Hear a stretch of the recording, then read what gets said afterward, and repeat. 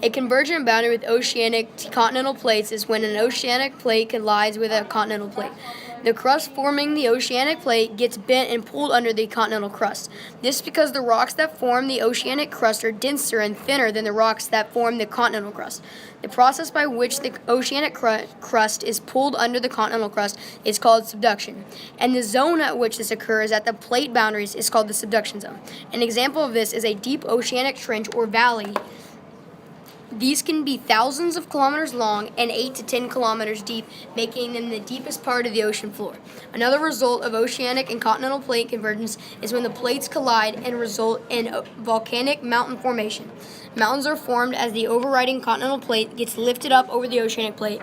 An example of this is found at the boundary between South American continental plate and the Nazca oceanic plate. The South American continental plate is being lifted over the subductive Nazca oceanic plate, creating the Andes mountain range. This represents Newton's third law of motion, which states for every action there is an equal and opposite reaction.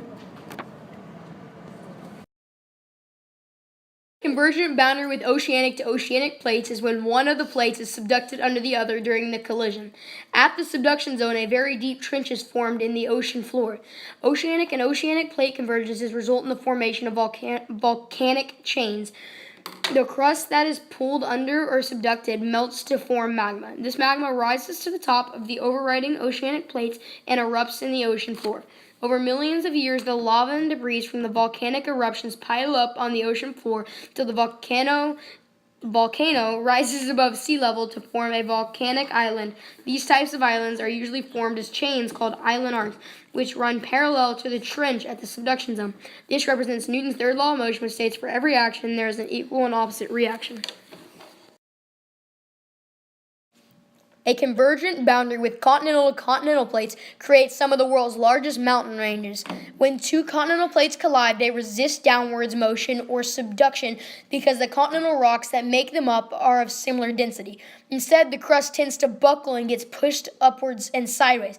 Thus, when the two continental plates collide, folded mountains are formed. When enormous slabs of crust smashing together, continent to continent collisions bring on numerous and large earthquakes. One example is between the Indian and Eurasian plates where the Himalayas were created. This represents Newton's third law of motion, which states for every action there is an equal and opposite reaction. A divergent boundary with oceanic to oceanic plates occurs beneath the oceanic lithosphere. The rising convection currents below lift the lithosphere below, producing a mid-ocean ridge. While the mid-ocean ridge rises, the plates begin to spread apart. There are often volcanic eruptions and earthquakes that occur beneath the ridge. This represents Newton's third law of motion, which states for every action there is an equal and opposite reaction. A convergent boundary with continental to continental plates occurs beneath a thick continental crust. The plates pull apart so strongly it creates a clean break, creating a rift valley. Earthquakes often occur near edges, causing the valley to grow deeper and wider. This produces a narrow, shallow sea and eventually forms a basin near the ocean. An example is the East African Rift Valley. This represents Newton's third law of motion, which explains for every action there is an equal and opposite reaction.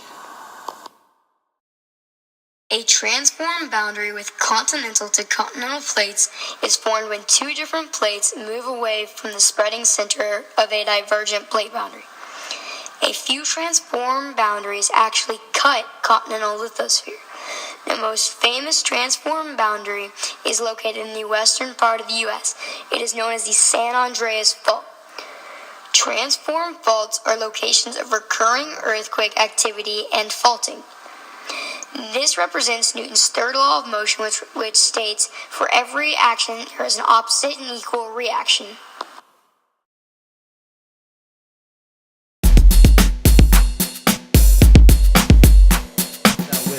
Get that whip, Ben.